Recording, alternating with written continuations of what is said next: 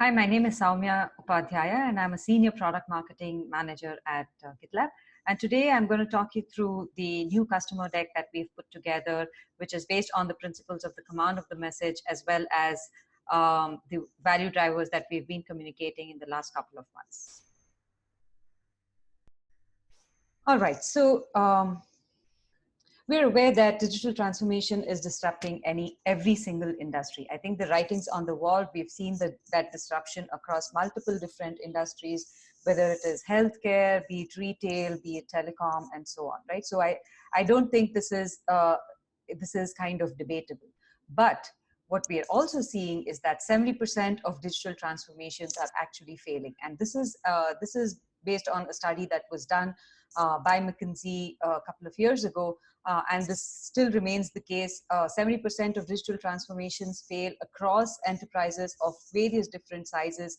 Enterprises like Ford, GE, and so on as well have had issues with their successes of their digital transformation. And why is that, right? So this is primarily due to this is summarized in 4 key reasons. One is the complexity, bottlenecks, and inefficiencies. In spite of embarking upon a process of digital transformations, what we see is enterprises consistently continue to have manual processes at various different stages of their organization as well. There are multiple different functional silos. Different teams don't talk to each other, be it their dev teams talking to the security teams, talking to the monitoring teams, talking to the operation teams, or the IT teams, and so on, right? So each of these teams operate in silos, because of which there is a handoff between one team to the other. Let's take an example here. Let's say the dev team wants to embark upon a project, right? Without the open collaboration with the IT team, they may not have the necessary resources that are required for that project. Without having a collaboration with the configuration team, they may not have the right deployment capabilities for that project, and then so on, right? I think the chain continues to go on. So there continues to be complexity, bottleneck, and inefficiencies across the board. And this is also because there is very poor collaboration and communication between the team, because the teams operate in silos. The teams also have quite a bit of misaligned priorities. For example, the priority of a development organization could be that they need to release as fast as possible to the market to catch up with competition, or to go ahead of competition to meet the customer's requirement. But the priority of an operations team would be that they need to keep the production system, as stable as they can. So this results in misaligned priorities and push and pull between the dev and the operations organizations, resulting in poor collaboration. There's a lot of duplication of work also, because different silos within the organization might be doing similar work, but they're not aware of other parts of the organization doing that. And this results in duplication and wastage of time and effort between teams across the organization. There is periodic crisis, right? So it is a well-known fact that unplanned work that typically comes in is never accounted for. Whether it is an unplanned audit, it could be an unplanned security crisis, it could be an unplanned defect or production downtime. None of these actually are planned in the overall scheme of things of a digital transformation. Incidentally, there are reports that also say that almost 40 to 50% of times that is spent by teams is actually spent in unplanned work, and that also results in digital transformations failing significantly for a lot of organizations. And of course, there's lack of visibility and traceability. Again, due to the siloed teams, it's difficult. Let's say that there is a bug caught in production. It is very difficult to backtrack and say which particular deployment caused it, which particular part of the code caused that change, and so on, because different teams, like we've already said, use different tool sets and so on as well.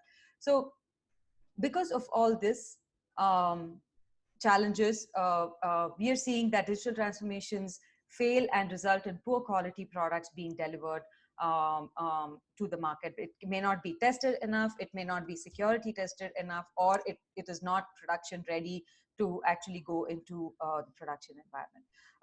Because of misaligned priorities, we also see that there is poor velocity, because now the ops team may not be ready for the dev team at the pace at which they are going, and again there is a lost opportunity resulting in due to product launches.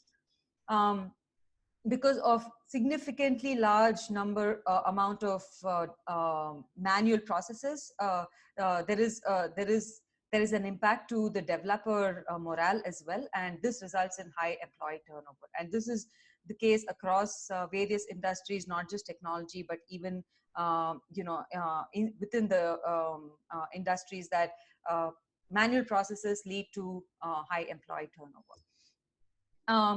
And if the quality is not good, if the processes are not in place, it does result in business reputation, business disruption, reputation, and of course now customers can move from one service provider to another service provider at the click of a button. So it does result in a significant customer attrition and hence revenue loss, right? So this all boils down to the fact that there needs to be a standardized approach that needs to be taken towards digital transformations to ensure the success of digital transformation.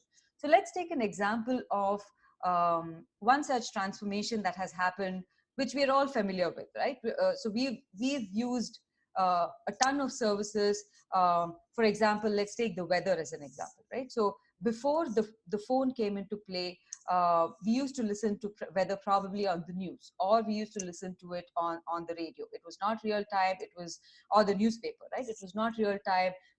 You couldn't have a varied location that you would actually want to look at. Take a camera as an example. You would probably have different devices to click your picture, then you would insert that into your computer, and then you would actually look at the picture, then put it for printing and so on.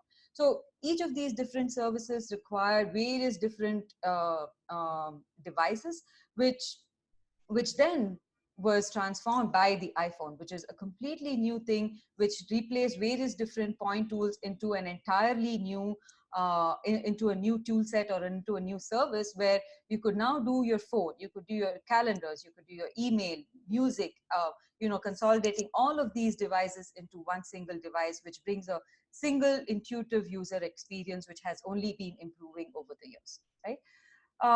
Let's now map that back to our software delivery landscape, right? So as companies embarked upon their digital transformation journey, what really happened was, if they identified a specific part of their process to have an issue, they incorporated a tool that would actually fix that particular problem, right? So if there was a source code management problem, it was probably a Git or a GitHub or one of those kind of tool sets. If there was an automation problem, it could be something like a Puppet or Chef, and so monitoring problem, it could be a New Relic, as you can see over here. But what happened over the years, as companies like yourself identified various different challenges in your processes, you brought in multiple different tool sets in your organization. And then what happened was, it became increasingly important to kind of make these tool sets to talk to each other, right? So it resulted in increased license cost, of course, because you're using multiple different tool sets. But more than that, I think the cost of managing these integrations became increasingly difficult. Let's say, for example, you're using two such products, like, just for the matter of example, it could be a Jira and a Puppet, right? So, or a GitHub and a Puppet. Now, every time there is a new release, each of these have to be retested for the integration. Each of them have, if there are any changes, they need to be updated. It becomes very hard to manage and very, very hard to scale. Your employees would actually require to have a good knowledge about GitHub, a good knowledge about Puppet, and every time a new tool set comes into the play, there's a whole new learning process that goes into play, right? So this is what we call the tool chain tax. It's multiple tools, fragile integrations across multiple different tools, which makes it extremely hard to scale and results in outage. So what is really the solution for this, right? So based on all our conversations with companies like yourself, what we've identified are there are really three key things that companies are trying to achieve due to with their digital transformation journey. The first is, how do I increase my operational efficiency, right? So companies have been telling us that I want a consistent view. I want a consistent space or a consistent avenue for my development, operations, security, IT teams to all collaborate with each other, right? Everybody has one single source of truth rather than, each team trying to use their own tool sets to actually create this. I want to be, as the environments have been changing and a lot of companies here like yourself have been burnt by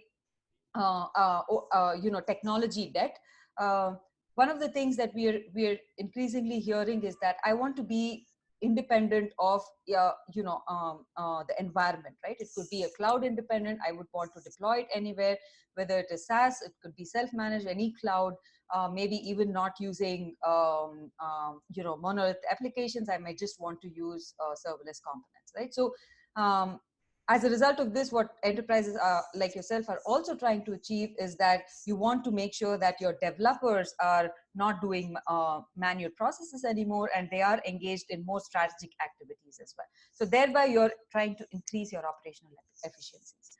The second aspect, what we understand that customers are looking for is to deliver better products faster, right? So this is really what's changing the game right now. You need to be available in the market faster before your next competitor, because every single customer can actually switch to your competitor very, very quickly. So what this means is you cannot have silos anymore. You need to have the ability to work in parallel, to get feedback both from customers, from other teams, from the production environment back into your software delivery lifecycle, so that you can iterate on this reasonably quickly, right? You need to be able to automate testing and your deployments with very limited manual intervention, right? It could be just for approvals that you require manual intervention, but everything else that needs to go into it, be it quality checks, code checks, testing, security, and so on, needs to be automated in your entire software delivery lifecycle. The third key thing we've seen is that increasingly, as customers are moving to a cloud and SaaS-based environment, the fear of security and compliance is always there, right? So to decrease the security exposure, what you're really looking for is something that could incorporate the whole security testing aspect to it in the entire software delivery process itself, without having to do that as a standalone process, right? So this kind of makes it a lot easier and cleaner to even from an auditing point of view, if audits are required, you have everything in one single location, and that's what you would want to give it to your auditor as well. So this is what we understand, and this could be a good segue to ask your customers whether they kind of relate to this as well. So now that we understand what the challenges are, or rather, now that we understand what the drivers are towards this digital transformation, we also need to make sure that you understand what the ROI is, return on your investment is, right? So what we've tried to, and these are just a few sample metrics that you could use to identify the success of your digital transformation. So for your increasing operational efficiencies, you could look at the total cost of ownership, right? So if you're looking at consolidating multiple tool chains, maybe you're bringing down from 3 to 2, or from 5 to 2, or 5 to 1, and so on, multiple tools. Say, what's the total cost of ownership of licenses, of training people and maintaining these tool sets? So that's one of the things you might want to look at. You might want to look at cycle time. From how much time does it take for me to go from an idea or a defect or an issue, as you call it as you may, till the time that it is actually deployed to production. So that's the end-to-end cycle time. So how much time does it take for me, and what's the before and after scenario? What's my developer turnover and employee satisfaction, right? So again, we're trying to reduce manual processes for developers so that they can participate in more strategic activities. So what is the impact on the turnover and satisfaction? Similarly, from a deliver better products faster, I think about this as an external outside in perspective. So what does it mean from a revenue point of view? How many new customers have I been able to attract, or number of customers, or market share, right?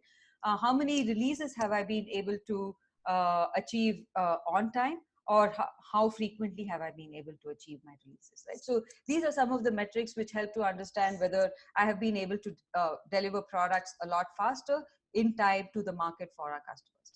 Similarly, for security, you have the metrics of percentage of code that is scanned, percentage of security vulnerabilities that have been caught before it actually goes into production, right? So these are some of the metrics that you can look at. So with that, we'd like to introduce you to GitLab. So we've identified that digital transformations are complex for organizations of all sizes. We've also identified how this is being done in some other industries, and we've also identified what is it that organizations like yourself are really looking for when they embark upon the journey towards digital transformation. Now we'll jump into GitLab and how GitLab can actually help you with your digital transformation journey, right? So we spoke about the changing landscape of the software delivery tool chain. There are multiple point products that you may have brought into your environment over the years based on the requirement that you had. What GitLab does is achieve all of these capabilities with one single application, right? So you can actually do source control management, CI, CD, concurrent development, monitoring, configuration, and so on. All of these in a single intuitive user experience and data model, and thereby achieving full accountability, transparency, and real-time feedback back into your development organizations, right? So GitLab is delivered as a single application. So we classify these into 10 different stages, all the way from idea, which you may start at the manage or plan section, all the way up till you go into production and monitor it and defend it from vulnerabilities and security breaches, right? So this is achieved with a single conversations. Every part of this SDLC is visible to everybody else who has the right access and permission. We maintain a single data store and a single permission model. You have a single interface, so you don't need to really retrain your employees on multiple different tools to achieve multiple different um, results. And then it also helps with team collaboration, because everything is available on one single platform. You have the visibility, you can cross-link across different stages and show where the issue really is, and help teams to collaborate with each other in the whole development process itself. So we have the whole DevOps practices built in. So if you start from the left side, we start with the creation of an issue. Once the developer actually makes the changes and commits the changes, the CI pipeline runs. And along with the CI pipeline, we actually have the testing, we have the application security, code quality reviews, and so on. There is a collaboration aspect to it. We can incorporate peer review and discussions as a part of this process right after the CI pipeline runs and is successful. And you can also include an approval process where you will only determine which specific issues are actually going into, or merge requests are actually going into production at a particular point in time. Subsequent to this, you can deploy this to your environment, which is also then configured from GitLab itself. You can actually configure which operator, what type of services you actually require, everything from inbuilt from GitLab itself. And once you deploy your application into production, you can monitor that application, get the feedback from the production environment or your customer, and that loops back into your issue creation process itself. So the entire end-to-end DevOps best practices are built into the single application in a single view and visibility.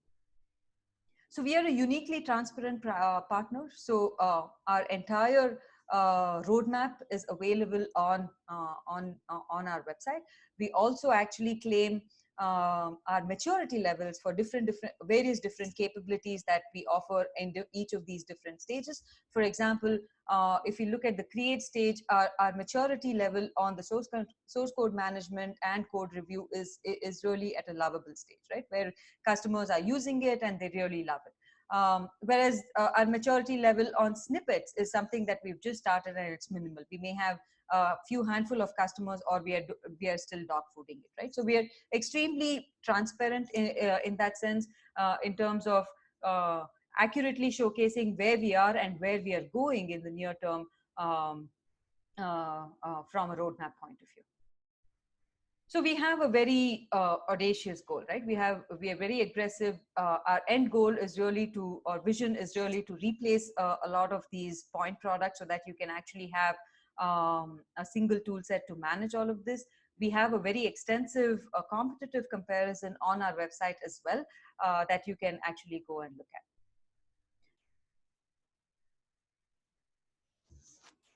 So how do we achieve our vision?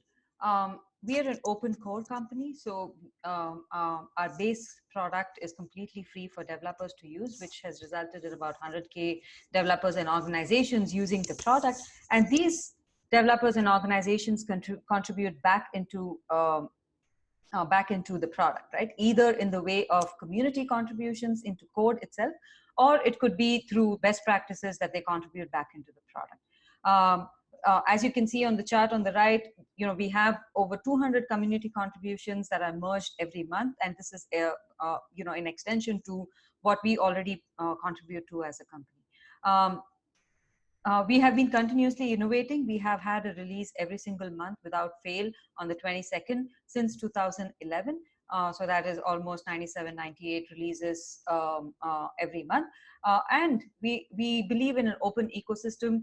We use the best practices or best powerful open source tools available in the market at any point of time to extend our solution quicker and faster and in a better way, like Kubernetes and Prometheus is what we've been using.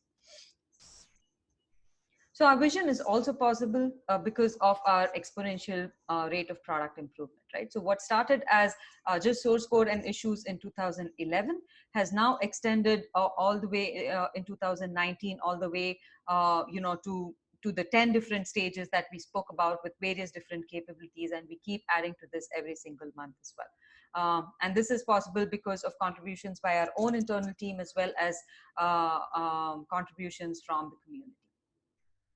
So in addition to what we say about ourselves, we'd like to also talk about the validation that we've been getting from various other avenues. So the first is the analyst avenue. So we've been featured in tons of reports, and we've been identified as an innovator by IDC in multiple different capabilities like agile code development technologies, tool supporting open developer platforms. We've been identified as a visionary by Gartner in their agile planning tools, enterprise agile planning tools, and then as a leader in the Forrester Wave multiple times in in a row for the continuous integration tools as well. So in addition to analysts giving us validations, Gartner also runs a Peer Insights website where we've been identified as the best agile planning tool. Twice over, we've been identified as the best application release orchestration tool, again twice in multiple years as well. So this is validation from customers as well. And this validation from both analysts and customers is coming because our customers find the fastest return on investment using our product set. At a very basic level, just actually reducing the tool chain, reducing multiple tools to a single consolidation tools at a very basic level, reduces the license tool cost. Now, as you extend this a little bit further, when you had multiple tools, you would have actually spent a lot of effort in maintaining and integrating this tool chain. So that is the second level of value that our single solution actually brings in, right? The third level is, the overall development cost itself is reduced because of a much faster cycle time. We embed testing, we embed security, we embed peer reviews and collaboration into the single pipeline that developers can use to deploy their products faster into the market. And of course, we are able to accelerate the revenue due to innovation. Now we actually also get feedback back in from customers, from production, very efficiently back into the software factory, as we like to call it,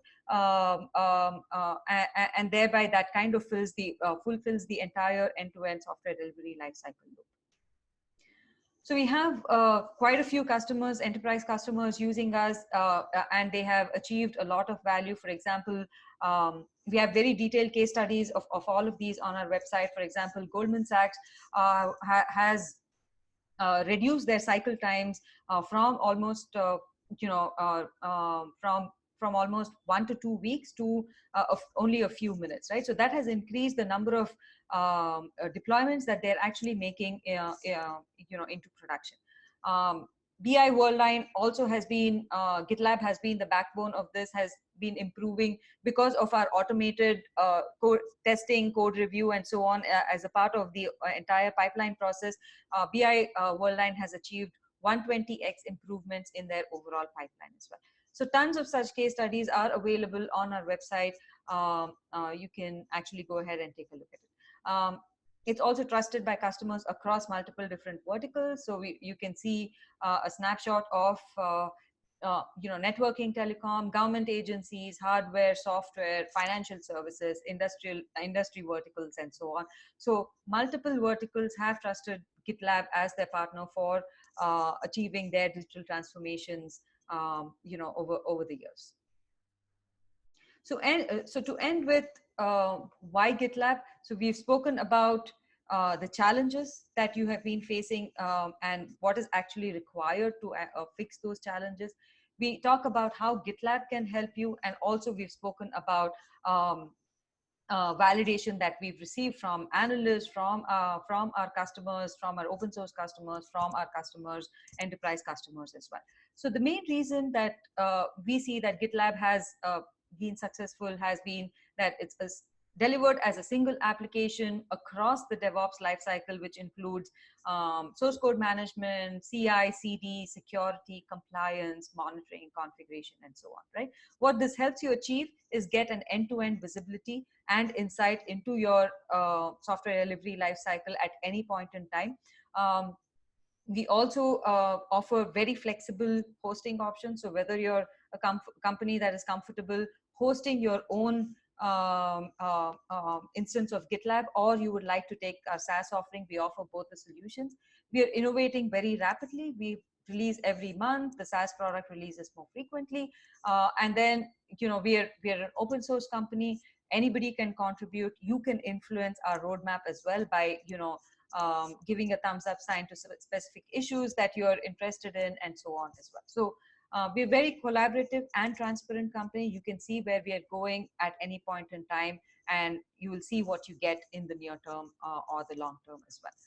So with that, I'd like to stop recording, and I hope this was useful. Please provide feedback on the link that you see, issue link that you see below, so that we can modify this messaging as appropriate. Thank you.